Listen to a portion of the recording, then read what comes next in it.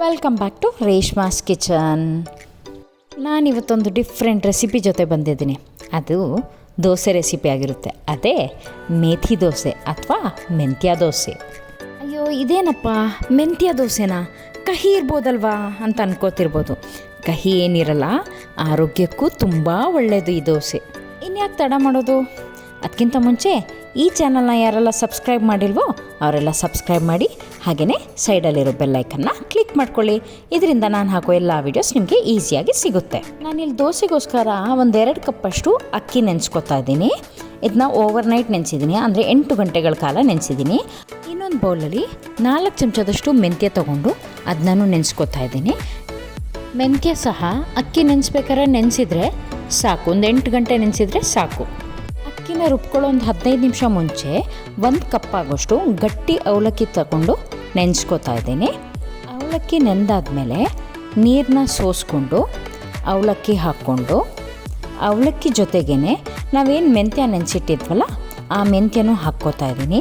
ಇದಕ್ಕೆ ನಾನು ಬೇರೆ ನೀರು ಯೂಸ್ ಮಾಡಿಲ್ಲ. ಮೆಂತ್ಯ ನೆಂದಿತ್ತಲ್ವ ಅದೇ ನೀರು ಹಾಕ್ಕೊಂಡು ನುಣ್ಣಗೆ ರುಬ್ಕೊಂಡಿದ್ದೀನಿ. ರುಬ್ಬಿದ ಅವಲಕ್ಕಿ ಮತ್ತು ಮೆಂತ್ಯನ ಒಂದು ಬೌಲಲ್ಲಿ ಹಾಕ್ಕೋತಾ ಇದ್ದೀನಿ. ತೊಳೆದು ನೆನೆಸಿಟ್ಟಂತಹ ಅಕ್ಕಿನ ಸಹ ಮಿಕ್ಸಿ ಜಾರ್ಗೆ ಹಾಕ್ಕೊಂಡು ಸ್ವಲ್ಪ ನೀರು ಹಾಕ್ಕೊಂಡು ನುಣ್ಣಗೆ ರುಬ್ಕೋಬೇಕು. ಈ ರೆಸಿಪಿ ತುಂಬ ಆರೋಗ್ಯಕರವಾದ ರೆಸಿಪಿ.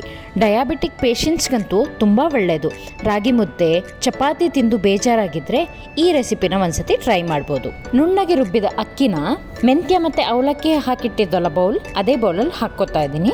ಹಾಕ್ಕೊಂಡು ಚೆನ್ನಾಗಿ ಮಿಕ್ಸ್ ಮಾಡ್ಕೋಬೇಕು. ಚೆನ್ನಾಗಿ ಕಲಸಿ ಫರ್ಮೆಂಟೇಷನ್ಗೆ ಓವರ್ನೈಟ್ ಇಡಬೇಕು. ನಾವು ಹೇಗೆ ದೋಸೆ ಹಿಟ್ಟನ್ನ ಒಂದು ರಾತ್ರಿ ಉಬ್ಬಕ್ಕೆ ಇಡ್ತೀವಲ್ಲ ಅದೇ ರೀತಿ ಇಟ್ಟರೆ ಸಾಕು. ಮರುದಿನ ಹಿಟ್ಟು ನೋಡಿ ಎಷ್ಟು ಚೆನ್ನಾಗಿ ಉಬ್ಬಿದೆ. ನಾನು ಇದಕ್ಕೆ ಉದ್ದಿನ ಬೇಳೆ ಸಹ ಯೂಸ್ ಮಾಡಿಲ್ಲ. ಈಗ ಹಿಟ್ಟನ್ನ ಚೆನ್ನಾಗಿ ಕಲಿಸ್ಕೊಳ್ಳಿ. ಹಿಟ್ಟು ತುಂಬ ಗಟ್ಟಿ ಇದ್ದರೆ ಒಂದು ಅರ್ಧ ಕಪ್ಪಷ್ಟು ನೀರು ಹಾಕ್ಕೋಬೋದು. ದೋಸೆ ಹಿಟ್ಟಿನ ಹದದಲ್ಲಿ ಹಿಟ್ಟಿದ್ರೆ ಸಾಕು. ಹಿಟ್ಟು ಗಟ್ಟಿ ಇದ್ದಿದ್ದರಿಂದ ನಾನೊಂದು ಅರ್ಧ ಗ್ಲಾಸಷ್ಟು ನೀರು ಹಾಕಿ ಕಲಿಸ್ಕೊತಾ ಇದ್ದೀನಿ. ಗಂಟಿಲ್ದಂಗೆ ಕಲಿಸ್ಕೋಬೇಕಾಗುತ್ತೆ. ನೋಡಿ ಇಷ್ಟಾದರೆ ಸಾಕು. ಈ ಹಿಟ್ಟಿಗೆ ಈಗ ರುಚಿಗೆ ತಕ್ಕಷ್ಟು ಉಪ್ಪು ಸೇರಿಸ್ಕೊತಾ ಇದ್ದೀನಿ. 1 ಚಮಚದಷ್ಟು ಬೆಲ್ಲದ ಪುಡಿ ಸೇರಿಸ್ಕೊತಾ ಇದ್ದೀನಿ. ನೀವು ಬೆಲ್ಲದ ಪುಡಿನ ಬೇಕಾದ್ರೆ ಸ್ಕಿಪ್ ಮಾಡ್ಬೋದು. ಬೆಲ್ಲದ ಪುಡಿ ಕರಗೋ ತನಕ ಚೆನ್ನಾಗಿ ಕಲಿಸ್ಕೊಳ್ಳಿ. ಬೆಲ್ಲ ಹಾಕೋದ್ರಿಂದ ಮಕ್ಕಳು ಸಹ ಇಷ್ಟಪಟ್ಬಿಟ್ಟು ತಿಂತಾರೆ. ನಾರ್ಮಲ್ ದೋಸೆ ತಿಂದು ಬೇಜಾರಾಗಿದ್ದರೆ ಇದೊಂದು ವೆರೈಟಿಯಾಗಿ ಈ ದೋಸೆ ಹಾಕ್ಬೋದು. ನಾನು ದೋಸೆ ಹಾಕೋಕ್ಕೆ ಕಾವಲಿ ಬಿಸಿ ಇಟ್ಕೊಂಡಿದ್ದೀನಿ. ಅದು ಬಿಸಿ ಆದಮೇಲೆ ಅದಕ್ಕೆ ಎಣ್ಣೆ ಸ್ಪ್ರೇ ಮಾಡಿ ಅದ್ರ ಮೇಲೆ ದೋಸೆ ಹಾಕ್ಕೋತಾ ಇದ್ದೀನಿ. ನಾರ್ಮಲ್ ದೋಸೆ ನಾವು ಹೇಗೆ ಹಾಕ್ಕೋತೀವಲ್ಲ ಅದೇ ರೀತಿ ಹಾಕ್ಕೋಬೋದು. ದೋಸೆ ಹಾಕಿದ ಮೇಲೆ ಮುಚ್ಚಳ ಮುಚ್ಚಿಬಿಟ್ಟು ಒಂದು ಕಡೆ ಬೇಯಿಸ್ಬೇಕಾಗುತ್ತೆ. ಒಂದು ಕಡೆ ಬೆಂದ ಮೇಲೆ ಬೆಣ್ಣೆ ಅಥವಾ ತುಪ್ಪ ಹಾಕ್ಕೋಬೋದು. ನಾನಿಲ್ಲಿ ಬೆಣ್ಣೆ ಹಚ್ತಾ ಇದ್ದೀನಿ. ಬೆಣ್ಣೆ ಹಚ್ಚಿ ಆದಮೇಲೆ ಇದನ್ನ ಮಚ್ಚಿ ಹಾಕಬೇಕು. 2 ಕಡೆ ಸಹ ದೋಸೆ ಕಂದು ಬಣ್ಣ ಬರೋ ತನಕ ಬೇಯಿಸ್ಕೋಬೇಕಾಗುತ್ತೆ. ನೀವು ನೋಡ್ತಿರ್ಬೋದಲ್ಲ, ದೋಸೆ ಈ ಕಲರ್ ಬಂದರೆ ಸಾಕು.